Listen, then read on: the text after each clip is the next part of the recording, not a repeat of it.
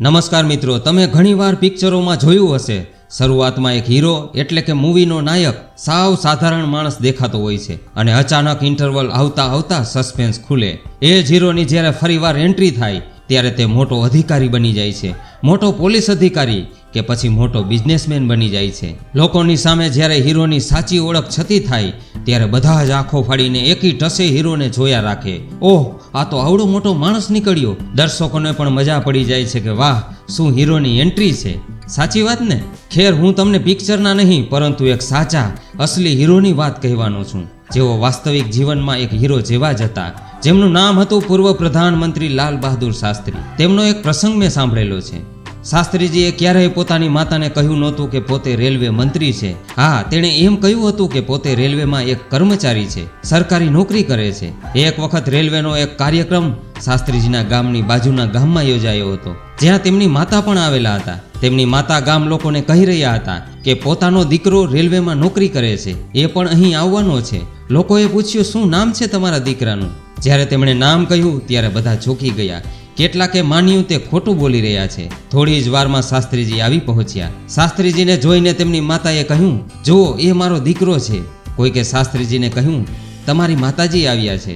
શાસ્ત્રીજી તેમને મળ્યા, થોડીવાર તેમની માતા સાથે રહ્યા અને પછી તેમને ઘરે મોકલી દીધા. આ પછી જ તેઓએ મંચ ઉપરથી ભાષણ આપ્યું. કાર્યક્રમ પૂરો થતાં પત્રકારો શાસ્ત્રીજીને ઘેરી વળ્યા. લગભગ બધાનો પહેલો સવાલ એ જ હતો, સર, તમે તમારી માતાને ઘરે મોકલી આપ્યા પછી ભાષણ કેમ આપ્યું? શાસ્ત્રીજીએ કહ્યું, મારી માતાને ખબર નથી કે હું રેલવે મિનિસ્ટર છું. જો એને ખબર પડશે તો એ લોકોની ભલામણ લઈને મારી પાસે આવશે અને હું ના પાડી શકીશ નહીં. હું એવું નથી ઈચ્છતો તેમને અહંકાર આવી જાય કે મારો દીકરો એક મોટો માણસ છે. જવાબ સાંભળીને ત્યાં ઊભેલા લોકો અને પત્રકારો દંગ રહી ગયા. સાદગીમાં જીવેલા શાસ્ત્રીજી સત્તાને માત્ર સેવા સમજતા. તેમણે ક્યારેય સત્તાનો પોતાના અંગત લાભ માટે ઉપયોગ કર્યો નહોતો. એટલે જ તેમની માતાને પણ એમ જ કહ્યું હતું કે પોતે એક સરકારી કર્મચારી છે.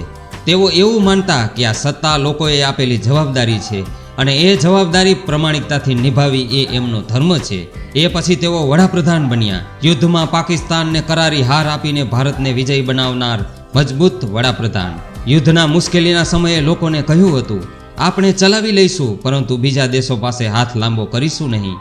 વિનમ્રતા, સાદગી સાથે સ્ટ્રોંગ નેતૃત્વ ધરાવતા શાસ્ત્રીજીને લોકો એટલે તો યાદ કરે છે કે તેઓને નેતાની બદલે પ્રજાના સેવક બનવાનું વધુ પસંદ હતું. મિત્રો, આપને આ વિડીયો ગમ્યો હોય તો લાઈક કરો, કોમેન્ટ કરીને મિત્રોને શેર કરો, આ ચેનલને સબસ્ક્રાઈબ જરૂર કરો. મળીશું એક નવા જ ટોપિક સાથે. ધન્યવાદ.